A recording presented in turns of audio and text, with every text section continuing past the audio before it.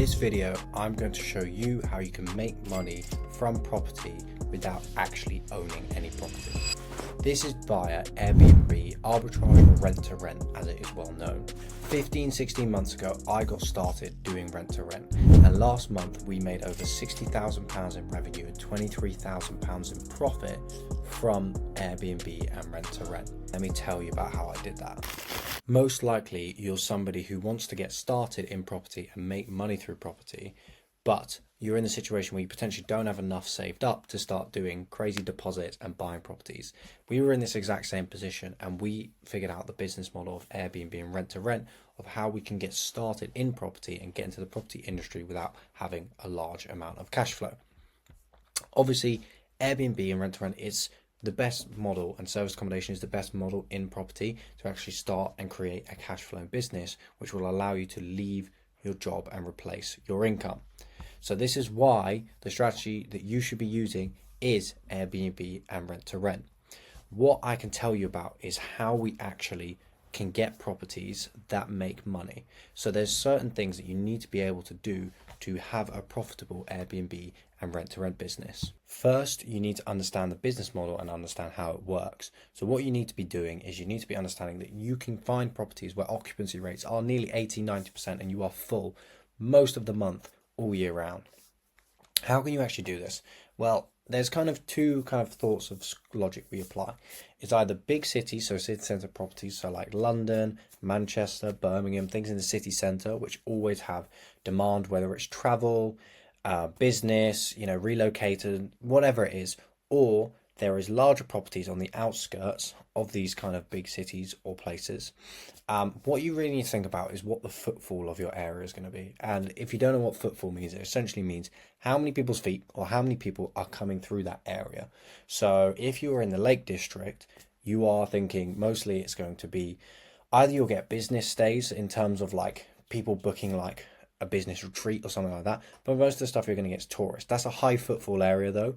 Obviously certain times of the year are higher than others. Or you can go for a city centre, or you can go for outskirts of the city centre, which is more like contractors, that kind of stuff. You need to understand what type of property it is that you want to be getting and what type of properties work in your area. Touristy ones, for example, they are generally amazing through the summer, certain like winter months, Easter, that kind of stuff, amazing, and then a bit slower during other periods. But if you are still making the money and you look at it as a whole yearly thing, is it still worth doing in the first place? That's something I would obviously assess. And then you can think about city centres, these kind of stuff as well. So there is definitely the opportunity to essentially get people who have 80-90% occupancy in their Airbnbs because people are staying there for all sorts of reasons. So how do we actually find properties in the first place where you can do this? So very simply, internet, Rightmove, Zoopla, Gumtree, OpenRent, these are all places you can start to find these properties, and applying the logic that I've just told you about, which is city centre properties, outskirts for contractors, that kind of stuff, or touristy areas. There's all sorts of reasons, but you need to understand your area and the patch that you're looking at to go, okay, that is who my main clientele is going to be. It's really about understanding who is your clientele for that area. Then when you've kind of discovered a bit of a patch, you need to start speaking to landlords and letting agents using a script and a formula. Let me show you and kind of teach you how you can actually do that. So it's all well and good finding right properties and using the kind of ideas that we've taught you, but how do you actually get a landlord to agree to let you sublet their property essentially? Well, it's actually quite simple. You need to convince them and you need to build trust with them. There's kind of three main things that I would try and speak to a landlord about when it comes to this. One is the longevity. So you are going in there trying to offer something which is long term, which most standard tenants could not offer. So that's longevity. That's what you've got over most people.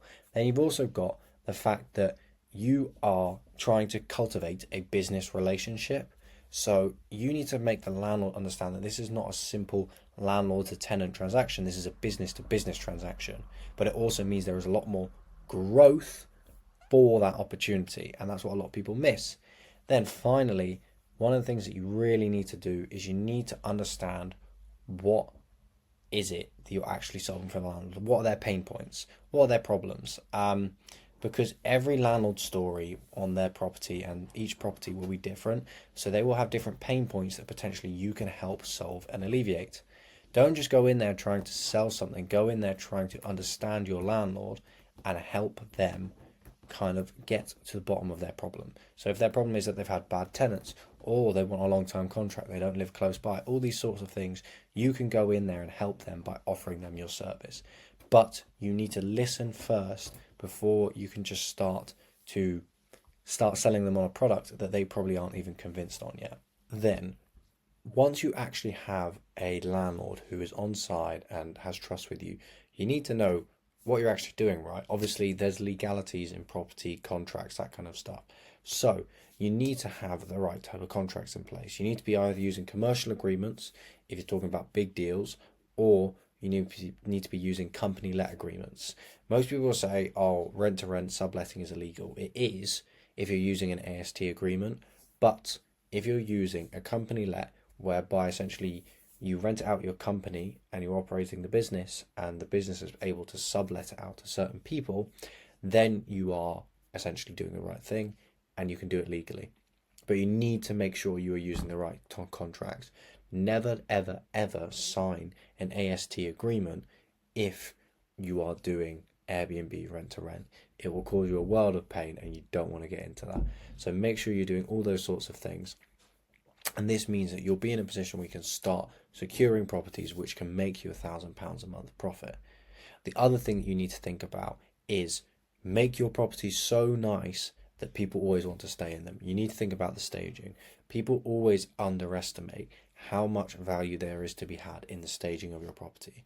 The first thing that people look at and see are your pictures, your reviews, all these kind of things. Make your pictures so beautiful that people want to stay in your properties. You need to think about what type of guests you are targeting with your staging. If you, and I spoke about this previously, if you have a bunch of one bedroom places, then you're not going to get any couples. You're probably not going to get any families either who are going to stay. So then you're very much limiting yourself to working professionals. Again, certain professionals who are staying for long periods of time don't want to sleep in single beds for a month. This kind of stuff. Always think about your clientele. Think about, where is your property? Who is it attracting?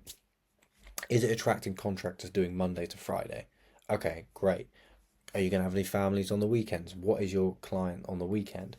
You know, there is so much you have to think about. You need to make your properties look amazing and stage them so that they look that way.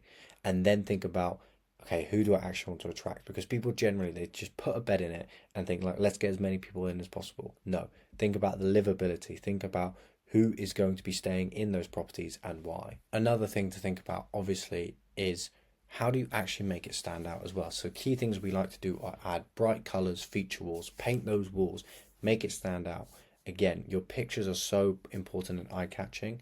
If you can get those pictures onto the wall, you know, and also get paint, anything that you can do to add features to your property that most people will not have, whether it's a pool table, swimming pool, terrace, you know, all these kind of things, amenities that most people don't have, which really makes your Airbnb stand out. That's how you'll get yourself to the top and you will be able to succeed and dominate within the market. So this is again something that's super important. We add feature walls, we add coffee machines, we add special plug units. We really try and make it a unique experience so it doesn't look like a normal home. It's an Airbnb that really stands out to people. And again, lots of people fail to realize that. Once you've done that, the final thing you need to do is plug it into our systems. And this is how you can copy and paste, rinse and repeat, and start making that money. Put systems in place like a channel manager, cleaning team, pricing software, automated systems, all these kind of things.